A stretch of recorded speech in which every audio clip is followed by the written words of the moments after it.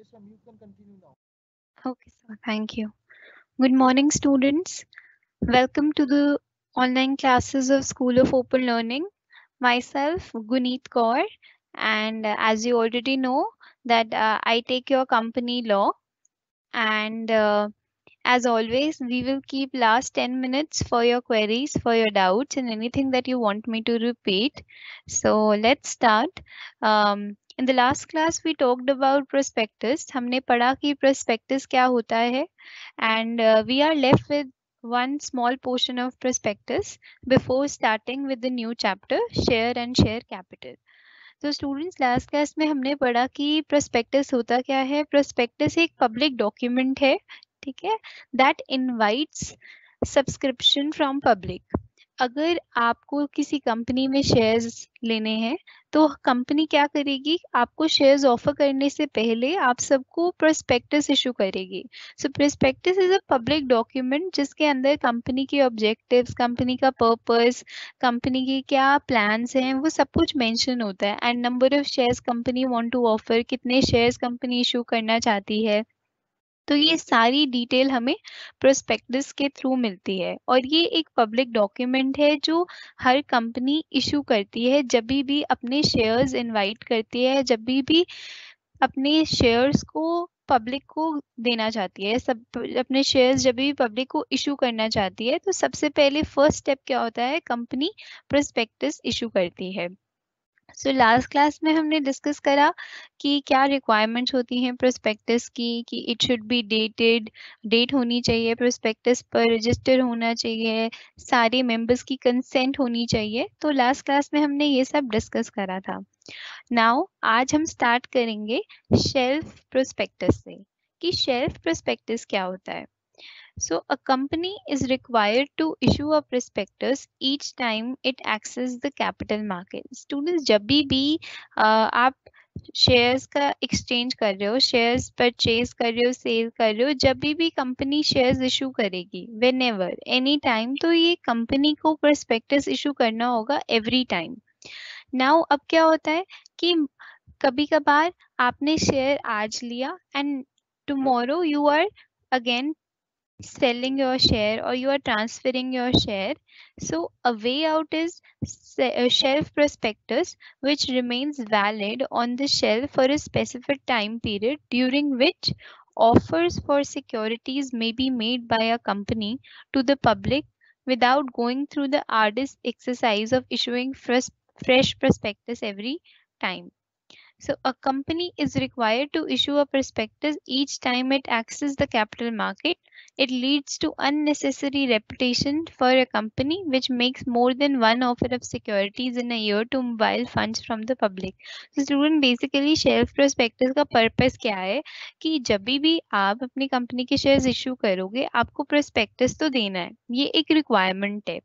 Now sometimes क्या होता है, कुछ ऐसा फिक्स नहीं है कि आप आज, even if today in the month, in today नवंबर में आप करना चाहते हो shares issue, and then again ऐसा नहीं है कि नेक्स्ट ईयर फिर से आप नवंबर में करोगे, एक साल बाद। समटाइम्स ऐसा हो सकता है दैट आपको फ्रीक्वेंटली शेयर्स इशू करने पड़े। So it is a tedious process कि आप हर बार एक नया प्रोस्पेक्टस प्रिंट करवाओ, देन फ्रेश प्रोस्पेक्टस इशू करो। तो उसके लिए एक वे आउट है, एक तरीका है जिसको हम बोलते हैं शेल्फ प्रोस्पेक्टस। ये जो प्रोस्पेक्टस होता है ये वैलिड रहता है आपका for a specific time period, जिसके बीच में आप अपनी सिक्योरिटीज को ऑफर कर सकते हो एज मेनी टाइम्स, जितनी बार मर्जी आप पब्लिक को इशू करो। आपको हर बार नया प्रोस्पेक्टस इशू नहीं करना each time. You can do that bye issuing shelf prospectus. तो स्टूडेंट्स, आपको ये समझ आया शेल्फ प्रोस्पेक्टस क्या होता है। Section 31, it means a prospectus issued by any financial institution or bank for more than one issue of securities or class of securities specified in that prospectus. So basically shelf prospectus को financial institutions या bank तब issue करते हैं जब वो securities या जो भी शेयर्स हैं उनके, उनको more than one time issue करना होता है। ऐसा नहीं है कि सिर्फ अगर एक ही बार शेयर्स इशू करने होते तो प्रोस्पेक्टस ही यूज होता, but now when they have to, जब उनको more than one time issue करनी होती है अपनी सिक्योरिटीज या क्लास ऑफ सिक्योरिटीज, सो उस time they can use and they can issue shelf prospectus. So I hope student, मेरे को लगता है आपको ये clear हो गया होगा shelf prospectus. Next important topic is book building. So students, हमने पढ़ा that a public company can raise capital. क्या क्या methods थे public company के capital को raise करने के लिए? हमने पढ़ा IPO, initial public offer, rights issue, private placement. So initial public offer का ही एक method है जिसको हम बोलते हैं, एक होता है फिक्स प्राइस मेथड, एक होता है book building method, and another one is combination of both. So सबसे पहले वी शुड नो कि आईपीओ क्या होता है, initial public offer. So students, जब आप डायरेक्टली पब्लिक को इशू करते हो अपने शेयर्स तो उसको बोलते हैं इनिशियल पब्लिक ऑफर. तो डायरेक्टली आप पब्लिक के पास जा रहे हो, रीच आउट कर रहे हो और अपनी कंपनी के इशू कर रहे हो शेयर्स. एंड उसके कंपनी के शेयर्स इशू करने से पहले आप क्या इशू करोगे, एक प्रोस्पेक्टस जिसमें इनवाइट करोगे पब्लिक की applications. So a company can make public offering through. अब आईपीओ से पैसा, आईपीओ से कैपिटल रेज करने का ही 3 मेथड्स हैं. One is fix price method, another is book building and next is combination. तो सबसे पहले समझते हैं fix price method. So fix price method, fixed price issues are issues in which the issuer is allowed to price the share as it wishes. The basis for the prices is explained in an offer document through qualitative and quantitative statements. So basically students, fixed price method में क्या होता है, आप अपने company के share issue करते हो, ठीक है, एंड आप उसका प्राइस फिक्स कर सकते हो एज यू विश टू. ऐसा कुछ नहीं है कि आपका प्राइस आप जो फिक्स कर रहे हो वो चेंज हो जाएगा, ऐसा नहीं है. फिक्स प्राइस मेथड ही यही है कि जो फिक्स प्राइस आप सेट कर रहे हो that will be the price of your share. And इसके एक्सप्लेनेशन आप एक ऑफर डॉक्यूमेंट में बता सकते हो which is filed with stock exchange and registrar of companies कि आपने ये वाला प्राइस क्यों फिक्स करा है, इसकी कुछ एक्सप्लेनेशन आपको देनी होती है इन द ऑफर डॉक्यूमेंट. तो ये बहुत सिंपल मेथड है आईपीओ रेज करने का, कैपिटल रेज करने का through IPO, that is fix price method in which you fix the price of your share that you want to issue. So next student is book building method. ये थोड़ा सा different है, इसको ध्यान से समझेंगे. बुक बिल्डिंग मेथड में क्या होता है, the issuer sets public offer to aid price and demand discovery. The issuer sets a base price and a band within which the investor is allowed to bid for shares. So students, book building में क्या होता है, एक bidding process होता है. इसके अंदर क्या होता है कि जो जो कंपनीज अपने शेयर इशू कर रही हैं they do it with the help of their under writers. तो अपने अंडर राइटर्स को ये ड्यूटी देती हैं कि आपको क्या करना है, दैट आपको अपनी कंपनी का ना एक बेस प्राइस सेट करना है जिसको हम कह सकते हैं मिनिमम प्राइस. फॉर एग्जाम्पल, मेरा कंपनी का शेयर है and I am fixing a base price of 50 rupees and a band within which the investor is allowed to bid. तो मैं क्या करूंगी, एक बैंड विथ भी रखूंगी कि मेरा बेस प्राइस इज 50 से उसकी बिडिंग स्टार्ट होनी चाहिए एंड उसकी बैंड विथ है 50 to 75. तो ये इतनी वेरिएशन में जो भी इन्वेस्टर बिड करेगा, ठीक है, उसके अकॉर्डिंगली शेयर प्राइस फिक्स होगा. So it is a mechanism where during the period which the book for the offer is open, the bids are collected from investors. जैसे आप मैंने 50 बेस प्राइस रखा, then जितने भी इन्वेस्टर्स होंगे ना वो अपनी बिडिंग देंगे दैट मुझे आपकी कंपनी का शेयर 55 में मैं लेना चाहता हूँ एंड समबडी सेज 56. जैसे आप देखते हो ना बिडिंग होती है, लोग प्राइसेस बिड करते हैं.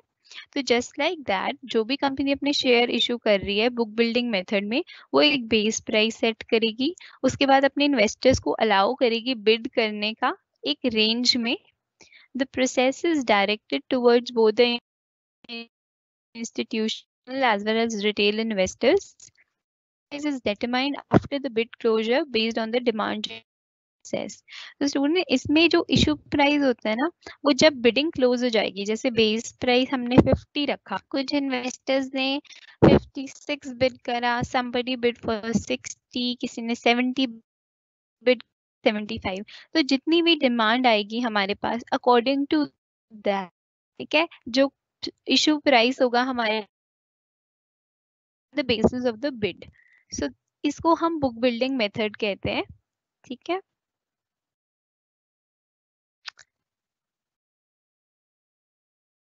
देन इसके अंडर स्टूडेंट्स कुछ गाइडलाइंस है सेबी की जो आप गो थ्रू कर, सेबी ने बुक बिल्डिंग के रिगार्डिंग क्या क्या गाइडलाइंस गिवन है, ठीक है।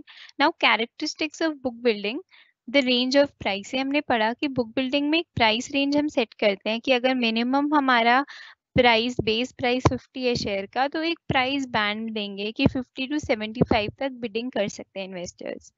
तो फ्लोर प्राइस इज हमारा मिनिमम प्राइस कि इतना मिनिमम प्राइस है जो हम अपने शेयर का करेंगे fix.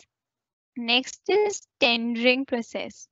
Book building involves inviting subscriptions to a public offer of security through a tendering process. So tendering process क्या है students की, इसमें जितने भी investors होते हैं वो they participate, वो अपनी bid लाते हैं कि हमें इतने number of shares चाहिए और हम इतने मतलब per share we want to give 60 rupees. So according to that जितनी डिमांड होती है और जितना कोई बिड करता है शेयर प्राइस, उसके according at the end of the bidding process हम फिक्स करते हैं शेयर का price. Student book building process जो आपको गो थ्रू करना होगा। And next is what is the difference between fix price process and book building. तो हमने स्टूडेंट्स दो आईपीओ के दो मेथड्स हैं। आपको कैपिटल आईपीओ से रेज करनी है थ्रू इनिशियल पब्लिक ऑफर, तो दो मेथड्स हैं, एक हमने पढ़ा fix price, another is book building, और इनका combination. So fix price method और बुक बिल्डिंग में क्या डिफरेंस है? वन डिफरेंस इज, एक तो ये हो गया कि फिक्स प्राइस में हम प्राइस को फिक्स कर देते हैं कि this is the price, at this price हम सिक्योरिटीज इशू करेंगे। Now in book building process prices are not fix, हम पहले से प्राइस फिक्स नहीं करते, हम एंड में करते हैं। वंस जब हमारी बिडिंग क्लोज हो जाती है then we do the fixation of price. Okay. Demand for the securities offered is known only after the closure of the issue. Demand for the securities offered can be known every day as the book is billed. तो fix price में आपको जो demand है वो बाद में पता चलती है, जब आप इशू कर देते हो कि आपने एक प्राइस फिक्स करा 50, ठीक है। तो जब आप अपने सारे इशू कर देते हो शेयर्स, तो एट द एंड आप कैलकुलेट करते हो कि कितने शेयर्स इशू हुए। बट इन बुक बिल्डिंग आप इशू ही तब करते हो जब आपको डिमांड पता होती है। पहले आप डिमांड चेक करते हो कि कितनी डिमांड है, अकॉर्डिंग टू दैट आप प्राइस सेट करते हो। तो बुक बिल्डिंग में डिमांड पहले से आपको पता होती है। सो द लास्ट टॉपिक है स्टूडेंट्स, इसमें जो जो प्रोविजंस हैं, जो जो गाइडलाइंस हैं, the part which I am skipping is the part that you have to do. जो जो चीजें स्किप हो रही हैं because due to short period of time, हमारे पास कम है टाइम पीरियड, तो मेरी स्ट्रैटेजी रहेगी कि my focus will be more कि मैं आपको सारे कॉन्सेप्ट्स क्लियर करवाऊं। सो जो जो पार्ट मैं छोड़ रही हूँ, मैं स्किप कर रही हूँ, वो पार्ट आपके लिए होमवर्क है, वो टॉपिक आपको डिटेल में स्टडी करना है। Next is red herring prospectus. So students, एक होता है प्रोस्पेक्टस जो कि नॉर्मल है, जब भी कंपनी अपने शेयर्स इशू करेगी, पब्लिक से इनवाइट करेगी एप्लीकेशंस, तो वो प्रोस्पेक्टस इशू करेगी। Now another one is red herring prospectus. So ये क्या होता है, पढ़ लेते हैं। It means a prospectus which does not include complete particulars of the quantum or price of the securities included. So students, red herring prospectus क्या होता है? ये भी एक prospectus होता है, preliminary prospectus कहते हैं। फाइनल प्रोस्पेक्टस से पहले वाला प्रोस्पेक्टस जिसके अंदर सारी डिटेल तो होती है, कंपनी के ऑब्जेक्टिव्स क्या हैं, कंपनी का पर्पस क्या है, सारी डिटेल होंगी, एक्सेप्ट कि कितने कंपनी शेयर्स इशू करना चाह रही है या कितने शेयर्स इशू करेगी, इसके रिगार्डिंग कोई भी डिटेल नहीं होती कि how many shares company would like to issue, what will be the share price.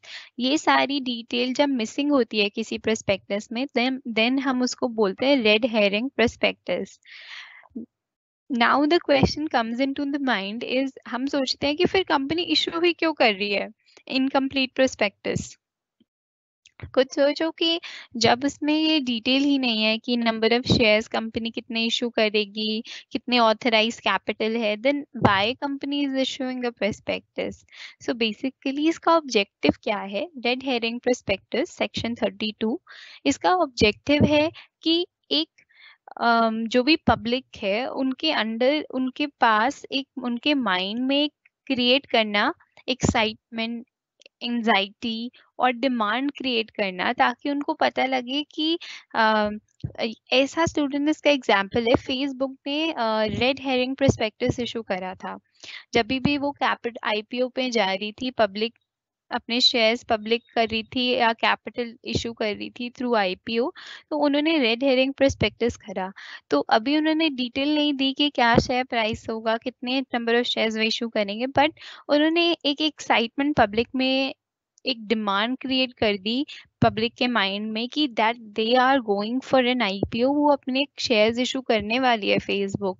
सो उससे क्या हुआ, बेनिफिट क्या हुआ कि जब उन्होंने अपना फाइनल प्रोस्पेक्टस इशू करा, तो पीपल वो ऑलरेडी अवेयर, लोगों को पता था कि हाँ, एंड जिन्होंने डिसाइड कर लिया था कि उन्होंने खरीदने हैं शेयर्स, तो दे मेक देयर परचेज. और उससे क्या होता है, एक आप एंजाइटी एक पब्लिक के माइंड में क्रिएट कर देते हो दैट ये कंपनी आईपीओ में जा रही है, ये कंपनी के शेयर्स पब्लिक में आने वाले हैं. So those who are interested, तो they have decided to make a purchase. So red herring prospectus का सिर्फ यही मीनिंग है कि ये एक प्रोस्पेक्टस होता है जिसमें सारी डिटेल्स होती हैं except detail regarding the price of the securities और द नंबर ऑफ सिक्योरिटीज. क्या प्राइस होगा सिक्योरिटी का और कितनी सिक्योरिटीज इशू होंगी, इसके रिगार्डिंग डिटेल नहीं होती उस प्रोस्पेक्टस में. देन उस प्रोस्पेक्टस को हम बोलते हैं red herring prospectus. So students, this was all about prospectus. ये हमने मेजर प्रोस्पेक्टस के बारे में डिस्कस करा कि प्रोस्पेक्टस क्या होता है, क्या टाइप्स होती हैं, क्या रिक्वायरमेंट होती हैं प्रोस्पेक्टस की. सो अब हम कंटिन्यू करेंगे. We will start with the new chapter, that is chapter number 7, shares and share capital. Students, आज हम हमारा न्यू चैप्टर स्टार्ट करेंगे, chapter 7, shares and share capital. इस चैप्टर में स्टूडेंट्स हम पढ़ेंगे कि शेयर क्या होता है, व्हाट शेयर कैपिटल क्या होती है, जब हम शेयर्स को प्रीमियम में इशू करते हैं देन उसका क्या मीनिंग है, क्या प्रोविजंस हैं, बोनस शेयर्स क्या होते हैं, राइट इशू और बोनस इशू में क्या डिफरेंस है, शेयर कैपिटल में अलॉटमेंट ऑफ शेयर्स क्या होता है, बाय बैक का क्या मीनिंग है, देन कॉल्स जो शेयर पर होती हैं वो फीचर क्या होता है, transfer and transmission of shares and everything. तो students, share and share capital में हम मोर थ्योरी, क्योंकि कंपनी लॉ है तो इसके रिगार्डिंग हम लॉ पढ़ेंगे, हम इनकी प्रोविजंस पढ़ेंगे, क्या क्या रिक्वायरमेंट्स हैं जब हम शेयर इशू करते हैं, share capital. So this all thing we are going to study.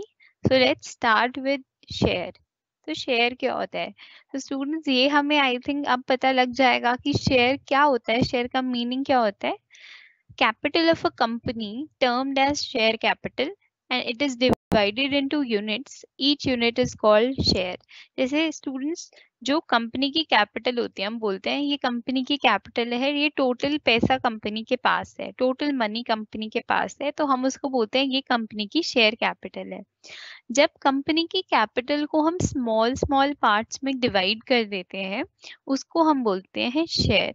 So share is the unit of a share capital of the total share capital.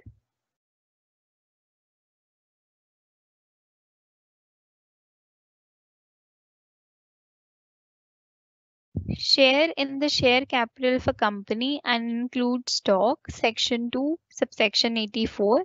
According to J. Farewell, a share is the interest of a shareholder in the company mentioned by a sum of money for the purpose of liability in the first place and of interest in the second, and also consists of a series of mutual covenants entered into by all the shareholders inter se in accordance with the provisions of the Companies Act.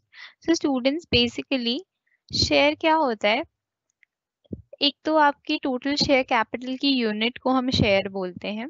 ठीक है. Now this share gives you the interest, gives you an interest of a shareholder in the company, measured by a sum of money for the purpose of liability. अगर आप किसी company में share holding लेना चाहते हो, share holding तो मिलेगी plus जो भी लाइबिलिटीज है वो भी लेना चाहते हो थ्रू एन एग्रीमेंट, ठीक है. So that is called a share. जब आप कंपनी में का शेयर परचेज करते हो तो it means that you are interested in the company, you want to become the shareholder of a company by giving a sum of money for the purpose of liability in the first place, and then there are certain agreement. So ये थी हमारी share की definition. Next is जो students हमारा share होता है, it is a movable property, transferable in the manner provided by the articles of the company. जैसे कि हमारी कोई भी प्रॉपर्टी मूवेबल होती है ना, जैसे हमारे गुड्स होते हैं वो मूवेबल होते हैं. We can transfer our goods from one person to another, transfer कर सकते हैं. In the same manner shares भी हमारी मूवेबल प्रॉपर्टी है, हम शेयर्स को ट्रांसफर कर सकते हैं from one person to another in the manner provided by the articles of the company. Now we have next topic is kinds of shares. Students, हमारे पास दो टाइप के शेयर्स होते हैं. As per the Companies Act 2013, हमारे पास दो type के share है. One is equity share and another is preference shares. अब इन दोनों में डिफरेंस क्या है? स्टूडेंट्स, जो इक्विटी शेयर्स होते हैं उनके साथ आता है वोटिंग राइट. जब आप किसी भी कंपनी के इक्विटी शेयर्स परचेज करते हो देन आपके पास उस कंपनी में वोटिंग राइट मिलता है, ठीक है. आप कंपनी के डिसीजंस में आपका वोट लिया जाता है. Second is with differential rights as to dividend. So dividend में भी आपको शेयर मिलता है. डिफरेंशियल राइट का मतलब है कि ऐसा फिक्स नहीं है कि आपने अगर कंपनी का 1 शेयर लिया है तो आपको 1 वोटिंग राइट मिलेगा. डिफरेंशियल राइट है कि डिफर कर सकता है कि किसी ने ज़्यादा शेयर्स लिए हैं या किसी ने डिफरेंट क्लास के शेयर्स लिए हैं तो उसको उसके अकॉर्डिंगली वोटिंग राइट्स मिलते हैं. तो डिफरेंशियल राइट्स ऐसे होते हैं कि which differ according to the type of shares, the class of shares that you purchase. So equity shares कौन से होते हैं? जिसमें एक तो आपको वोटिंग राइट मिलता है plus the right to dividend. Voting भी मिल रहा है और आपको डिविडेंड भी मिल रहा है. Next type of share is preference shares. So students, preference shares क्या होते हैं? प्रेफरेंस शेयर्स आर शेयर्स, ठीक है, with reference to any company limited by shares are those which carry a preferential right over other classes of shares. So students, preference shares, अगर आप name से समझो preference shares मतलब उनको preference मिल रही है. तो किस चीज में प्रेफरेंस मिल रही है? Number 1 is in the distribution of dividend. अगर कंपनी डिविडेंड देगी तो सबसे पहले प्रेफरेंस शेयर होल्डर्स को डिविडेंड मिलेगा, देन इक्विटी शेयर होल्डर्स को मिलेगा. क्योंकि प्रेफरेंस शेयर होल्डर्स हैं तो मतलब इनको प्रेफरेंस मिलेगी फर्स्ट इन गिविंग डिविडेंड. तो सबसे पहले पेमेंट ऑफ डिविडेंड में हम प्रेफरेंस शेयर होल्डर्स को डिविडेंड पे करेंगे. Second preferences in case of winding up. अगर आप कंपनी को वाइंड अप कर रहे हो तो जो भी रीपेमेंट ऑफ कैपिटल होगी वो सबसे पहले प्रेफरेंस शेयर होल्डर्स को मिलेगी and then to the equity share holders. I hope students आपको एक क्लियर हुआ कि दो टाइप के शेयर्स हैं. इक्विटी शेयर्स हैं तो उनको वोटिंग राइट मिलता है, डिविडेंड मिलता है. प्रेफरेंस शेयर होल्डर्स को प्रेफरेंशियल ट्रीटमेंट मिलता है. नंबर 1 इज कि पेमेंट ऑफ डिविडेंड उनको सबसे पहले होगी before equity share holders. Second, repayment of capital भी उनको पहले होगी before in case of winding up और repayment before equity share holders. और स्टूडेंट्स, क्या प्रेफरेंस शेयर कैपिटल हो सकती है? अगर एक कंपनी क्या सिर्फ प्रेफरेंस शेयर कैपिटल इशू कर सकती है अगर इक्विटी शेयर कैपिटल नहीं कर रही? तो is it possible? No, it is not possible. आप प्रेफरेंस शेयर कैपिटल तभी इशू कर सकते हो जब आप इक्विटी शेयर कैपिटल इशू कर रहे हो. क्योंकि अगर इक्विटी शेयर कैपिटल ही कंपनी इशू नहीं कर रही तो वो किस बात का प्रेफरेंशियल राइट दे रही है? कैसे अगर सिर्फ प्रेफरेंस शेयर कैपिटल कर रही है तो उसको किससे कंपैरिजन में प्रेफरेंस मिल रही है अगर इक्विटी शेयर होल्डर्स है ही नहीं? So in the absence of equity share capital they can not be preference share capital. अगर इक्विटी शेयर कैपिटल नहीं है तो प्रेफरेंस शेयर कैपिटल भी नहीं होगी. सबसे पहला स्टेप यही है कि आप अपने इक्विटी शेयर इशू करो. उसके बाद ही आप अगर करना चाहते हो तो प्रेफरेंस शेयर्स इशू कर सकते हो। ठीक है। Next topic is types of preference shares. So students, हमने इक्विटी शेयर्स पढ़े। एक तो होते हैं जिनके पे वोटिंग राइट्स होते हैं ऑर्डिनरी, एक होते हैं with differential rights. So equity shares with differential rights का मीनिंग है कि इसमें जितने भी जिनके पास शेयर्स होते हैं, ऐसा फिक्स नहीं होता कि वन शेयर तो मतलब वन वोटिंग राइट या वन राइट। डिफर कर सकता है कि अगर आप इस क्लास ऑफ शेयर्स लेते हो, फॉर एग्जांपल आप डिफरेंट क्लास ऑफ शेयर लेते हो, तो उसमें आपके पास डिफरेंट राइट्स होते हैं। टाइप्स ऑफ प्रेफरेंस शेयर्स हैं cumulative, non cumulative, participative, non participative, non convertible and convertible. So students, cumulative preference shares कौन से होते हैं? In which a cumulative preference share has a right to claim the fixed dividend of the current year out of the future profit. अगर आप cumulative preference shares purchase कर रहे हो तो इसका meaning क्या है कि आप dividend claim कर सकते हो। अगर current year के profit में से नहीं मिल रहा आपको dividend, then आप future profit में से भी अपना dividend claim कर सकते हो। अगर student आपका by any chance आपका इस साल लॉस आया, ठीक है, और आपके पास सफिशिएंट फंड्स नहीं है, प्रॉफिट नहीं है डिविडेंड देने के लिए, तो आप नेक्स्ट ईयर के प्रॉफिट जो आपके आएंगे, नेक्स्ट ईयर में जो भी प्रॉफिट होगा उसमें से आप प्रीवियस ईयर का डिविडेंड भी पे कर सकते हो। सो क्यूमुलेटिव प्रेफरेंस शेयर्स में आपके पास राइट होता है to claim dividend of the current year out of the future profit. Okay students, next is non-cumulative preference share. Dividend on non-cumulative preference shares can be paid only out of the profits of that very year. तो non-cumulative में क्या होता है कि आपको जो dividend claim करना है वो आपको current year के profits में से ही claim करना है, आप future profits में से नहीं ले सकते। एंड अगर कंपनी के पास सफिशिएंट प्रॉफिट नहीं है करंट ईयर में, देन ये जो राइट टू क्लेम डिविडेंड है वो लैप्स हो जाएगा, वो कैंसिल हो जाएगा, यू कैन नॉट क्लेम। सो सिर्फ क्यूमुलेटिव में आप फ्यूचर प्रॉफिट्स में से क्लेम कर सकते हो, नॉन क्यूमुलेटिव में नहीं, ओनली करंट ईयर में से आप डिविडेंड क्लेम करोगे। Next is participating preference shares. So besides the fixed rate of dividend, the holders of these shares are also entitled to participate with the equity shareholders in the surplus profit. So students, अगर company के पास extra surplus profit बचता है तो उसमें equity share holders का तो right है ही, but preference share holders को भी राइट मिलेगा इन पार्टिसिपेटिंग प्रेफरेंस शेयर्स। अगर आपने कंपनी ने पार्टिसिपेटिंग प्रेफरेंस शेयर्स इशू करे हैं तो इसका मीनिंग क्या है कि सरप्लस प्रॉफिट में इक्विटी शेयर होल्डर्स के साथ प्रेफरेंस शेयर होल्डर्स का भी राइट है। They may also be entitled to get a share in the surplus assets of the company on winding up. अगर participating preference shares कंपनी ने issue करे हैं तो जब कंपनी वाइंड अप होगी देन इसमें surplus assets में इक्विटी शेयर होल्डर्स का भी राइट होगा एंड प्रेफरेंस शेयर होल्डर्स का भी।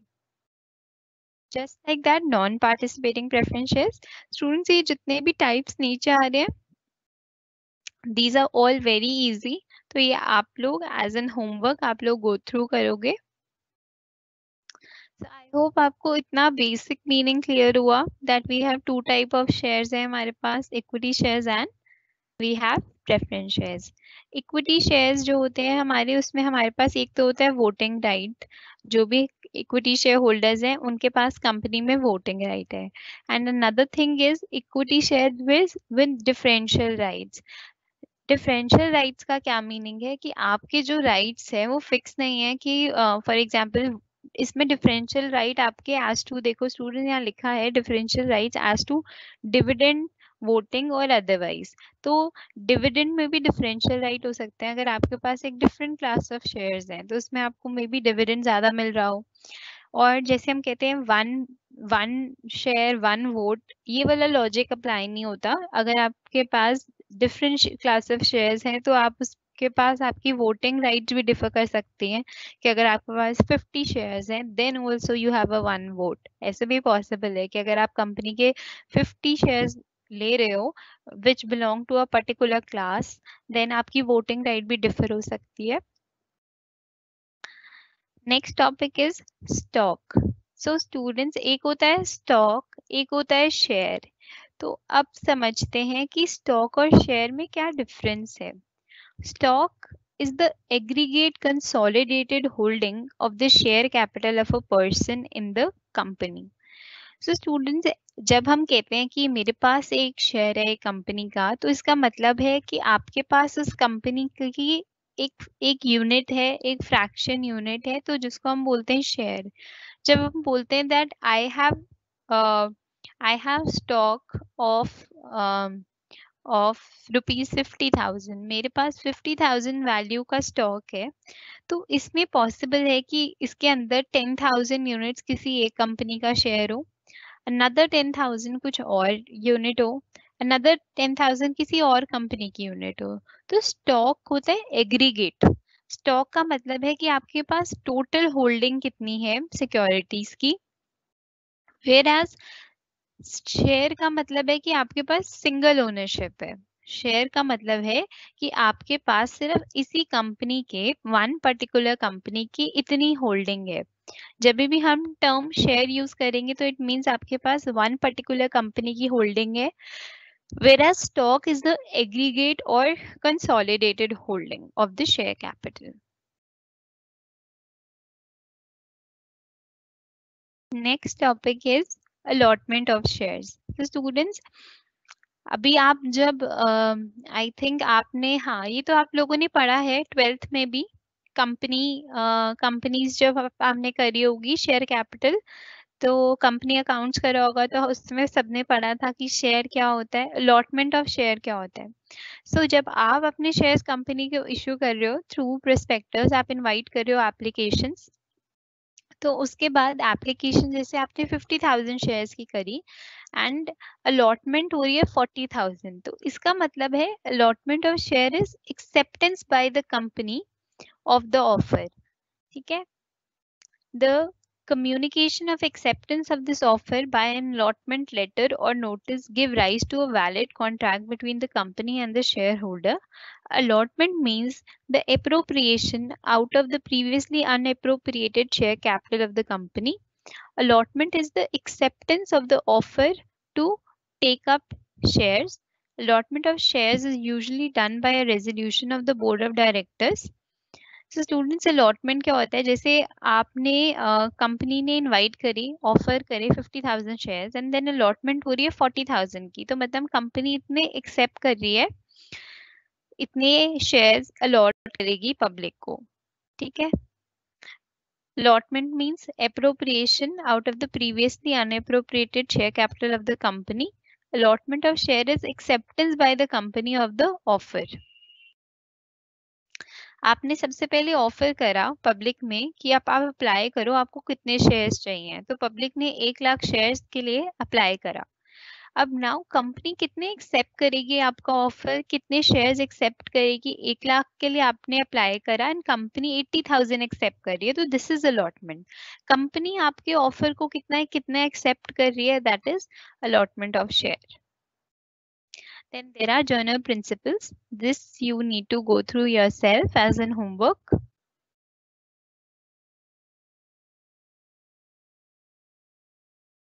Next topic is share capital. So total value or total capital of the company is called share capital. अभी हमने पढ़ा कि हम share capital किसको बोलते हैं, कंपनी के टोटल कैपिटल को, total of the nominal value of shares of a company, company के जितने टोटल शेयर्स हैं उनकी वैल्यू को, total value of shares of a company. अगर कंपनी के पास 1 लाख शेयर्स हैं, ठीक है, ऑफ ₹10, सो 1 लाख इंटू 10, ये टोटल क्या हो गई कंपनी की शेयर कैपिटल। कंपनी की कैपिटल बोलो या शेयर कैपिटल बोलो, बोथ दीज टर्म्स हम इंटरचेंज हम यूज करते हैं। Next is preference share capital and equity share capital, ये हमने पढ़ लिया। Next is authorised share capital. So it is the maximum amount of share capital which a company can raise. तो company जितना capital public से raise कर सकती है उसको हम बोलते हैं ऑथराइज, कि कितना amount of capital company raise कर सकती है। ऑथराइज बोल दो, नॉमिनल बोल दो, रजिस्टर बोल दो, maximum amount of share capital which a company can raise issued share capital होती है कि जितनी कंपनी ने ऑफर करी, it is the nominal value of shares which are offered for subscription within the limit of authorise share capital. आपके पास total 10 lakh की share capital है, ठीक है, that is your authorise share capital. 10 lakh में से आप फॉर द टाइम आप कितना ऑफर कर रहे हो, 8 लाख शेयर कैपिटल आप इशू कर रहे हो। 10 लाख टोटल थी, 8 लाख आप इशू कर रहे हो। Now next is subscribe share capital. 8 lakh में से कितनी सब्सक्रिप्शन आई, आप कितना अलॉट कर रहे हो, आप 5 लाख अलॉट कर रहे हो। आपने पब्लिक को ऑफर करी 8 लाख और आपके पास एक्सेप्टेंस आप कितने की हो रही है, सब्सक्राइबर्स कितने आए, 5 lakh. paid up share capital, it is that portion of the subscribed share capital for which consideration in cash or otherwise has been received. So जब आप इशू कर रहे हो अपनी शेयर कैपिटल, देन आपके पास सब्सक्राइब कर रही है पब्लिक 5 लाख की शेयर कैपिटल। तो जब आपको टोटल अमाउंट मिल गया है on your share capital, 5 lakh receive हो गया है, then it is known as paid up share capital. जब पूरा का पूरा पैसा, entire amount of money has been received for the shares. Next topic is buyback of securities. तो स्टूडेंट क्या होता है, जब कंपनी अपने शेयर्स इशू करती है, ठीक है, पब्लिक को करा या अपने राइट इशू करा, अपने एग्जिस्टिंग शेयर होल्डर्स को करा, ठीक है, तो फर्स्ट स्टेप क्या हो गया, कंपनी ने अपने शेयर्स इशू करे, दैट इज नॉर्मल जो कंपनी अपने शेयर्स इशू कर रही है। Bye back of securities, buy back आप वापस से खरीद रहे हो। कंपनी के पास जैसे अभी सफिशिएंट फंड्स नहीं है, कंपनी के पास अभी, कंपनी को कैपिटल चाहिए बिजनेस करने के लिए, तो कंपनी क्या करती है, अपने शेयर्स इशू कर देती है पब्लिक में, सो दैट वो कैपिटल रेज कर सके। अब now in after some years, अब 2-3 साल बाद कंपनी अब बहुत प्रॉफिटेबल है, कंपनी के पास बहुत सारा पैसा स्टॉक में है, तो कंपनी क्या करेगी कि ताकि कंपनी की जो वोटिंग राइट्स हैं या जो कंपनी के शेयर होल्डिंग है अभी तो पब्लिक के हाथ में है, तो कंपनी क्या करती है कि अब कंपनी के पास प्रॉफिट है, तो वो अपनी शेयर होल्डिंग को वापस अपने कंट्रोल में लाने के लिए ना अपने शेयर वापस से खरीद लेती है, बाय बैक। कभी कभार अगर एग्जिस्टिंग शेयर होल्डर्स ने ही खरीद रखे हैं तो उनसे वापस ले लेती है, या अगर पब्लिक को भी ऑफर करे हुए हैं तो उनसे भी बाय बैक कर सकती है। तो जब कंपनी अपने शेयर्स परचेज करती है, purchase by the company of its own shares is known as buy back of share. जब कंपनी अपनी शेयर ही वापस से परचेज करती है, it is known as buy back. Now sources of buyback, buyback कैसे कर सकते हैं, A company may purchase its own shares or other specified securities. अगर कंपनी के पास फ्री रिजर्व्स हैं तो थ्रू दैट कंपनी बायबैक कर सकती है।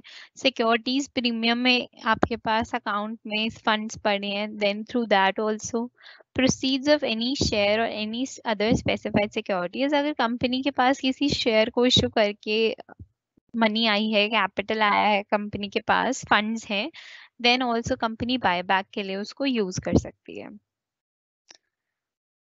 Next is methods of buyback, section 58 sub section 5। अब कंपनी बायबैक करती है, क्या मेथड्स हैं, from the existing share holders, जो कंपनी ने हमारे जो शेयर होल्डर्स को ही शेयर्स दिए हुए हैं उनसे ले लेना वापस, तो ऐसे भी पॉसिबल है। फ्रॉम ओपन मार्केट, पब्लिक को गिवन है उनसे ले लो। By purchasing the securities issue to employees, कभी कभार हम अपने एम्प्लॉइज को भी शेयर्स इशू करते हैं, employ stock option plan, ESOP आपने पढ़ा हो तो उनसे भी वापस लेना, that is also buy back, method of buy back.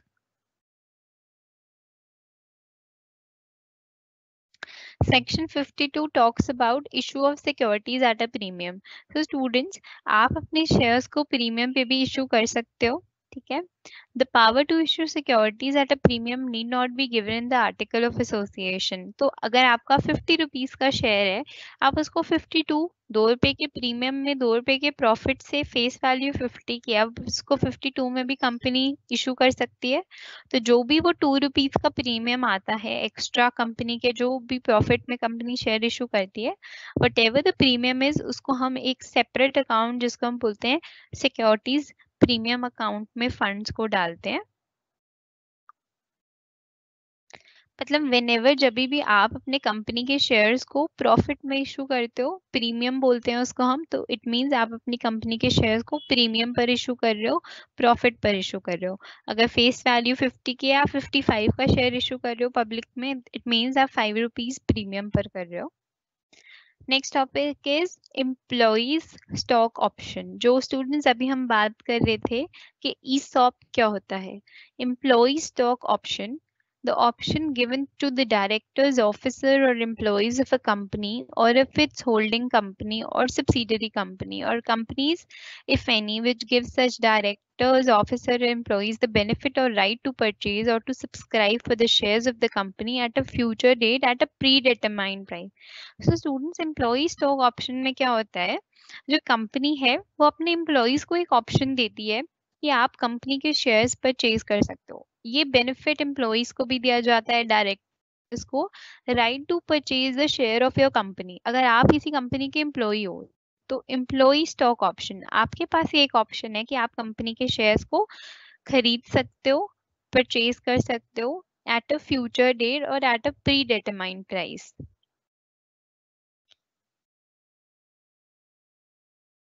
The last topic जो हम आज डिस्कस करेंगे that is sweat equity shares. तो एक हमने पढ़ा एम्प्लॉय स्टॉक ऑप्शन प्लान, जिसमें कंपनी अपने एग्जिस्टिंग एम्प्लॉयज को ऑफर करती है कि अगर आप कंपनी के शेयर्स परचेज करना चाहते हो देन आपके पास ऑप्शन है, you have the right to purchase the share of your company, that is ESOP, employ stock option plan. एक होता है स्वेट इक्विटी शेयर्स।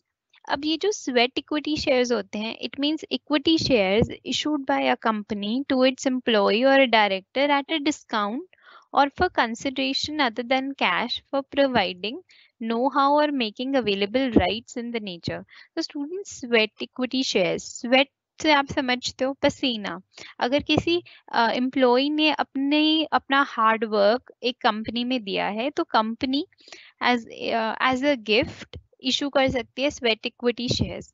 अब दोनों में डिफरेंस क्या है, ईसॉप और स्वेट इक्विटी शेयर्स में? जो स्वेट इक्विटी शेयर्स हैं वो students as a gift free of cost भी हो सकते हैं। जरूरी नहीं है कि आपको अपने एम्प्लॉय से पैसे लोगे देन आप इशू करोगे। Sweat equity shares as a bonus आप एज अ गिफ्ट अपने एम्प्लॉयज को इशू करते हो for their contribution in the company.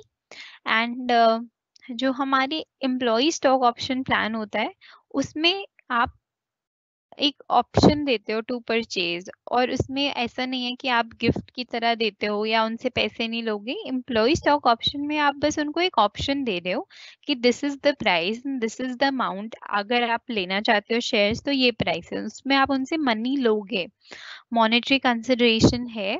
But sweat equity shares are issued at discount में भी हो सकते हैं या विदाउट मॉनेटरी कंसिडरेशन। जरूरी नहीं है कि आपको मनी लेनी है उनसे for that shares. Sweat equity shares is issued as consideration for creation or transfer of intellectual property rights to the company as other value addition. These can be issued to employees, officers, and directors. ESOP are given in the nature of incentive and retention plan. Students, objective क्या होता है? जो employ stock option plan है ना, वो हमारा purpose होता है कि जो हमारा एम्प्लॉय है उसने इतना टाइम कंपनी में they are in the company, तो हम उनको एक ऑप्शन देते हैं कि आप कंपनी की शेयर्स परचेज कर लो। एक इंसेंटिव है और एक रिटेंशन प्लान है। इससे क्या होता है, अगर वो कंपनी के शेयर्स ले रहा है, वो कंपनी में इतना इंटरेस्टेड है, तो एक हमें एक एक बेनिफिट मिल जाता है रिटेंशन का, कि मतलब अगर ये कंपनी के शेयर्स हम इनको दे देंगे तो शायद उनको अच्छा लगेगा और वो कंपनी में ही रहेंगे, रिटेन रहेंगे, कहीं और नहीं जाएंगे, क्योंकि कंपनी उनको अपने शेयर होल्डिंग दे रही है। वेराज स्वेट इक्विटी शेयर्स क्या है? ये एक टोकन ऑफ ग्रैटिट्यूड है। अगर किसी एम्प्लॉय ने इतना कंट्रीब्यूट करा है, अपना वैल्यू एडिशन दिया है कंपनी में, तो उनको डिस्काउंट पर या समटाइम्स विदाउट मॉनेटरी कंसिडरेशन हम उनको कंपनी के शेयर्स इशू करते हैं, जिनको हम बोलते हैं sweat equity shares.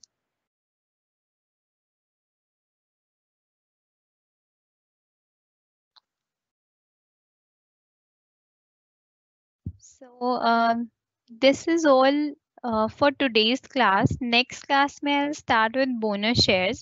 So as of now any doubt you have, अभी तक जो भी हमने पढ़ा प्रोस्पेक्टस का end part and share capital का स्टार्टिंग में जो भी हमने डिस्कस करा, इसमें कोई भी टॉपिक में आपको डाउट है या कोई भी टॉपिक आप चाहते हो मैं दोबारा से बताऊं, तो please post your queries in the question and answer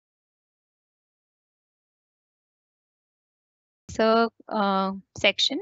आप लोग मेंशन कर दो जो भी डाउट्स हैं।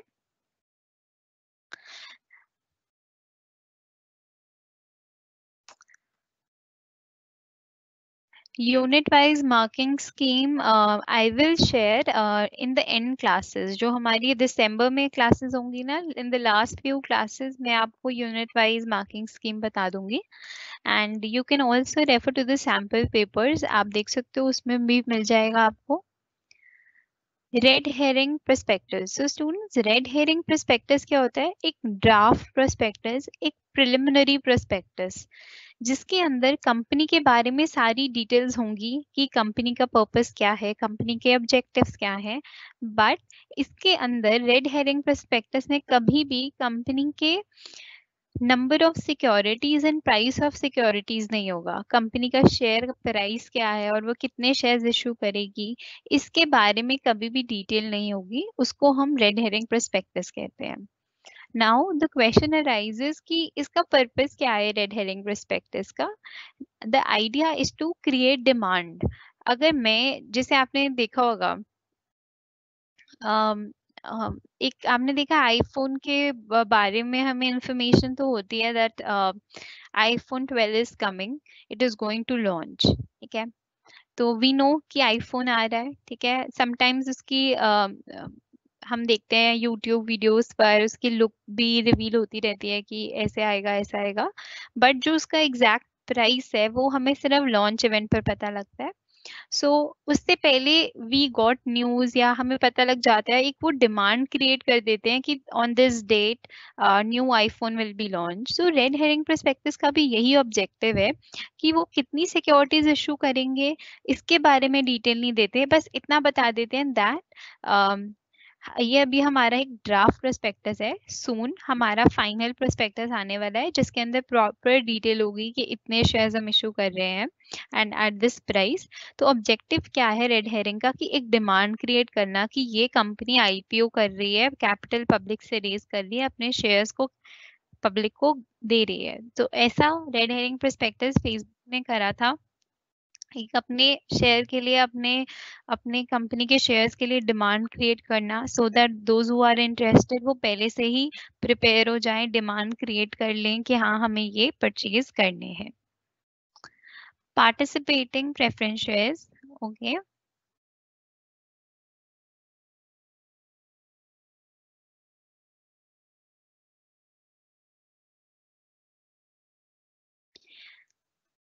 Participating preference shares, besides a fixed rate of dividend, the holders of these shares are also entitled to participate with the equity shareholders in the surplus profit which remain after paying dividend to equity shareholders up to a certain limit. They may also be entitled to get a share in the surplus assets of the company. So students, participating preference shares वो shares होते हैं जिसके अंदर आपको एक preference मिलती है in the surplus profit। अगर आपने इक्विटी शेयर होल्डर्स को डिविडेंड पे कर दिया है, उसके बाद जो भी surplus profit मिलता है तो उसमें प्रेफरेंस शेयर होल्डर्स को एक प्रेफरेंस राइट मिलता है in the surplus profit also। अगर कंपनी वाइंड अप होती है और सरप्लस प्रॉफिट मिल जाता है, इक्विटी शेयर होल्डर्स को आपने दे दिया और उसके बाद भी सरप्लस प्रॉफिट है, तो पार्टिसिपेटिंग प्रेफरेंस शेयर्स को सरप्लस प्रॉफिट में भी राइट मिलेगा।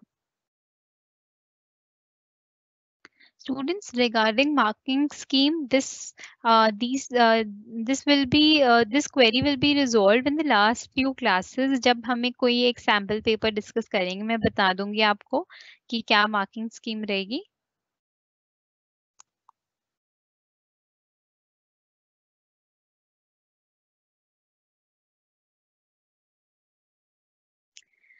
अगर फ्यूचर में प्राइस बढ़ता है या कम होता है तो ईसॉप में उसका लॉस कौन बेयर करेगा एंड ऑल्सो द प्रॉफिट।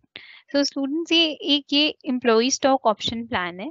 तो ये एक ऑप्शन प्लान है। ये स्टूडेंट, ये जो एम्प्लॉयज हैं वो उनको एक ऑप्शन गिवन है उनके लिए। एक ये मैंडेटरी नहीं है कि वो लें। वो कंपनी के एम्प्लॉयज हैं एंड दे नो, उनको पता है कि कंपनी की क्या मार्केट कंडीशन है, कंपनी का क्या प्रॉफिट रहा है, कंपनी ग्रोइंग है या लॉस मेकिंग है। तो ये डिसीजन एम्प्लॉयज का है, ये उनके पास ऑप्शन है। अगर उनको दिख रहा होगा, उनको लग रहा होगा कि ये एक ग्रोइंग कंपनी है, ठीक है, और अगर ये फोरकास्ट कर पा रहे हैं कि ये कंपनी आगे भी ग्रोइंग रहेगी, देन ओनली वो ये ऑप्शन लेते हैं, एम्प्लॉय स्टॉक ऑप्शन प्लान। देखो स्टूडेंट्स, कंपनी है तो प्रॉफिट भी हो सकते हैं, लॉसेस भी हो सकते हैं, सो देर इज नो गारंटी। अगर उन्होंने कंपनी की शेयर्स एम्प्लॉई स्टॉक ऑप्शन में लिए हैं, शेयर होल्डिंग लिए हैं, तो वो as a share holder equal liable रहेंगे कंपनी के प्रॉफिट्स एंड लॉसेस में। अगर प्रॉफिट मेकिंग है तो उनको डिविडेंड मिलेगा, अगर लॉसेस हैं तो जो भी उनकी लिमिटेड लाइबिलिटी होगी उनके लिए वो लायबल होंगे। स्वेट इक्विटी शेयर्स, तो स्वेट इक्विटी शेयर जो होते हैं वो हम इशू करते हैं अपने एम्प्लॉयज को, समटाइम्स डिस्काउंट पर और समटाइम्स विदाउट कंसिडरेशन। मतलब कभी कभार हम उनसे पैसे भी नहीं लेते और उनको स्वेट इक्विटी शेयर्स इशू कर देते हैं। स्वेट इक्विटी शेयर्स हम क्यों देते हैं उनको? क्योंकि उनका जो भी कंपनी में कंट्रीब्यूशन रहा होता है, जितनी भी उन्होंने कंपनी में वैल्यू एडिशन करा है, स्वेट जितनी भी मेहनत करी है कंपनी में, तो उसके लिए as a token of gift हम उनको समटाइम्स डिस्काउंट पर और समटाइम्स उनको फ्री में विदाउट टेकिंग एनी मनी हम उनको शेयर्स इशू करते हैं, जिनको हम बोलते हैं स्वेट इक्विटी शेयर। तो ESOP, employ stock option plan और स्वेट इक्विटी शेयर में कंफ्यूज मत होना। दोनों में डिफरेंस क्या है कि एम्प्लॉय स्टॉक ऑप्शन प्लान हम उनको एक ऑप्शन देते हैं, आप लेना चाहते हो और ये फिक्स प्राइस है, तो उसमें हम अपने एम्प्लॉयज को कोई डिस्काउंट नहीं देते, हम उनसे मॉनेटरी कंसिडरेशन नहीं, मतलब ऐसा नहीं है कि हम उनको कहते हैं कि आप को हम फ्री में दे देते हैं, हम आपसे मॉनेटरी कंसिडरेशन नहीं लेंगे। ई सॉप में हम बस एक ऑप्शन देते हैं and we take full money, हम उनसे पूरा का पूरा पैसा लेते हैं जो हमारे शेयर का होता है। हम ऐसा नहीं है कि अपने एम्प्लॉयज को दे रहे हैं तो वी टेक लेस मनी, ऐसा नहीं है। वो होता है हमारा ESOP, employ stock option plan. Sweat equity shares में हम उनको डिस्काउंट पर भी देते हैं and sometimes without money consideration, कभी कभार उनसे पैसे भी नहीं लेते, एज अ फ्री गिफ्ट हम उनको स्वेट इक्विटी शेयर्स देते हैं फॉर देयर कंट्रीब्यूशन। उन्होंने जितने भी कंपनी में कंट्रीब्यूट करा है, जितनी भी कंपनी में मेहनत करी है, for that we give them sweat equity shares. Book, I have already told, book that you have to take for company law is Anil Kumar, Taxmann publication. बाकी आप अपने सिलेबस में देख सकते हो, सजेस्टेड रीडिंग्स में से आपको जो भी अवेलेबल है आप ले सकते हो। And I will suggest Anil Kumar. Allotment of shares, so Pooja, allotment of shares क्या होता है? देखो सबसे पहला स्टेप बाय स्टेप चलते हैं। आपने कंपनी आपने बनाई, पब्लिक कंपनी। नाउ अब आपको कंपनी में कैपिटल चाहिए, आपको कंपनी चलाने के लिए पैसे चाहिए, इट मींस आपको कैपिटल चाहिए। तो कैपिटल को अब आप कैसे लोगे? पब्लिक कंपनी है तो पब्लिक से रेज कर सकते हो। तो उसके लिए फर्स्ट स्टेप क्या होगा? प्रोस्पेक्टस इशू करो। प्रोस्पेक्टस में आप डिटेल दोगे, हमारे कंपनी का ये बिजनेस है, यह हमारे कंपनी का ऑब्जेक्टिव है, हम यहाँ यहाँ अपनी मनी इन्वेस्ट करेंगे जो हम अपने इन्वेस्टर्स से लेंगे।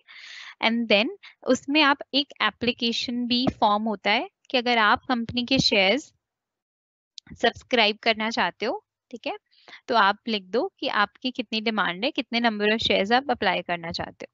तो आपके पास एप्लीकेशन आई 10 लाख शेयर्स की, ठीक है। अब कंपनी के पास 10 लाख शेयर्स तो कंपनी नहीं दे सकती, अब डिमांड इतनी ज्यादा थी कि 10 लाख शेयर्स की आपके पास एप्लीकेशन आ गई फॉर 10 लाख शेयर्स। और कंपनी के पास 5 लाख ऑथराइज शेयर कैपिटल है, कंपनी सिर्फ 5 लाख ही रेज करना चाहती है पब्लिक से। तो अलॉटमेंट क्या हुई? 10 लाख की एप्लीकेशंस आई और कंपनी कितना अलॉट कर रही है? 5 लाख। 5 लाख शेयर कैपिटल जो है कंपनी अलॉट कर रही है, 5 लाख के शेयर्स अब पब्लिक को अलॉट कर रही है। तो इसका क्या मतलब है? अलॉटमेंट मींस कितना पब्लिक एक्सेप्ट कर रही है, कंपनी कितनी एक्सेप्टेंस दे रही है पब्लिक की रिक्वेस्ट को। So allotment is acceptance of shares by the company. तो अगर अलॉटमेंट, आई थिंक अब समझ आया कितना जो कंपनी है वो कितने एक्सेप्ट कर रही है पब्लिक की रिक्वेस्ट को। पब्लिक ने अगर 10 लाख शेयर्स की एप्लीकेशंस दी हैं, आई हैं पब्लिक से, वो उसको टोटल 10 लाख को एक्सेप्ट नहीं कर रही, वो सिर्फ 5 लाख के शेयर्स अलॉट कर रही है। तो वो 5 लाख जो है वो एक्सेप्टेंस है, किसने दी? कंपनी ने दी। तो इसको हम अलॉटमेंट बोलते हैं। कितने शेयर्स कंपनी एक्सेप्ट कर रही है, that is allotment. Bonus shares, तो बोनस शेयर्स वाला टॉपिक स्टूडेंट्स हम नेक्स्ट क्लास में टेक ओवर करेंगे। Go through whole headings, Gunjan, it is not possible to go through all the headings because of shortage of time. The headings which I am skipping is your homework. तो मेरा objective क्या है, जो main topic है, concepts हैं, वो clear कराऊं। उसके regarding जो जो प्रोविजंस होंगी वो आपको गो थ्रू करनी होंगी। That will be your homework, वो आप लोगों का पार्ट है as in homework. Don't worry, question का पैटर्न आपको बता दिया जाएगा in the in classes.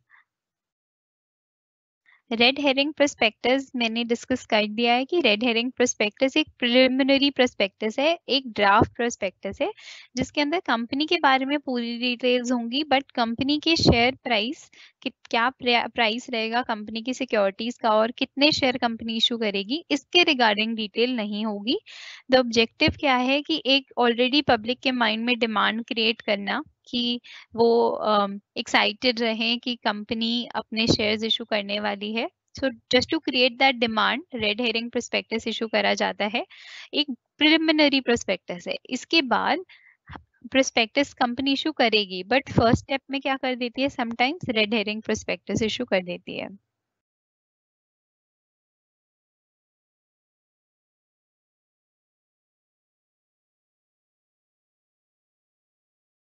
Students, sweat equity shares are given as reward. तो स्वेट इक्विटी देखो, अगर आपको कोई चीज रिवॉर्ड में मिल रही है, तो अगर वो डिस्काउंट पर भी मिल रही है, then also it is a kind of reward. Employ stock option में जो एम्प्लॉयज को हम शेयर्स इशू कर रहे हैं, उसका प्राइस है ₹12 पर share.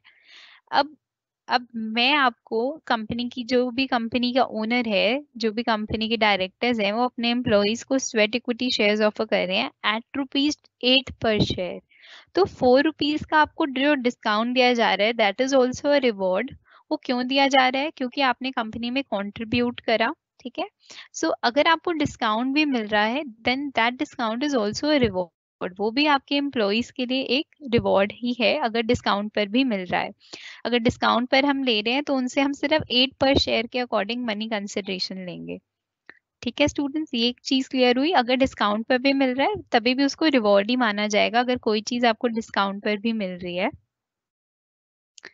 Shelf prospectus, so students, क्या होता है कि जब भी एक कंपनी अपने शेयर्स इशू करती है, तो मैंडेटरी रिक्वायरमेंट है कि आप अपना प्रोस्पेक्टस इशू करोगे, तब ही आप कंपनी के शेयर्स जो हैं वो पब्लिक को ऑफर कर सकते हो। सबसे पहले प्रोस्पेक्टस इशू करना होगा पब्लिक को। अब समटाइम्स क्या होता है कि कुछ फिक्स नहीं होता कि एक कंपनी आज अगर अपने शेयर इशू कर रही है, तो ऐसा नहीं है कि वो 1 साल बाद ही दोबारा शेयर इशू करेगी और नया प्रोस्पेक्टस देगी। हो सकता है कंपनी को इन इन इन कमिंग फ्यू मंथ्स या इन कमिंग फ्यू वीक्स, अगले हफ्ते बाद फिर शेयर्स इशू करने हैं। तो हर बार एक नया प्रोस्पेक्टस बनाना, पब्लिश करना, डिस्ट्रीब्यूट करना, ये एक टीडियस टास्क हो जाता है। इसलिए कंपनी शेल्फ प्रोस्पेक्टस बनाती है। ये एक वे आउट होता है। शेल्फ प्रोस्पेक्टस से क्या होता है, आप चाहे जितने एक साल में कोई स्पेसिफिक पीरियड टाइम है, आप चाहे जितनी बार मर्जी अपने कंपनी के शेयर्स इशू करो पब्लिक में, तो आपको हर बार प्रोस्पेक्टस नहीं बनाना होगा। आप एक शेल्फ प्रोस्पेक्टस इशू कर दो, जिसके अंदर क्या होता है कि अगर आप शेल्फ प्रोस्पेक्टस इशू कर रहे हो, तो इट मीन्स कि कंपनी जित मोर देन वन टाइम अपने शेयर्स पब्लिक में इशू कर सकती है without issuing a prospectus, fresh prospectus every time. Buyback of securities, so students, buyback of securities क्या होती है कि जब कंपनी अपनी सिक्योरिटीज को, जो कंपनी के शेयर्स थे, उनको दोबारा से खरीदना चाहती है। आज आपने अपने कंपनी के शेयर्स पब्लिक में दे दिए बिकॉज आपको कैपिटल चाहिए थी। अब फ्यूचर में 2-3 साल बाद आपके पास, कंपनी के पास बहुत फंड्स हैं, जब आप अपनी कंपनी की शेयर पब्लिक को देते हो तो आप अपनी शेयर होल्डिंग भी दे देते हो, अपनी कंपनी के राइट्स भी दे देते हो, वोटिंग राइट्स भी। नाउ कंपनी बायबैक कर लेती है, कंपनी के पास फंड्स है, तो वो पब्लिक को वापस से कहती है कि आप हमसे पैसा ले लो और हमारी कंपनी के शेयर हमें वापस दे दो। तो बायबैक ऑफ सिक्योरिटीज का मतलब है अपने कंपनी के शेयर्स को वापस से परचेज करना।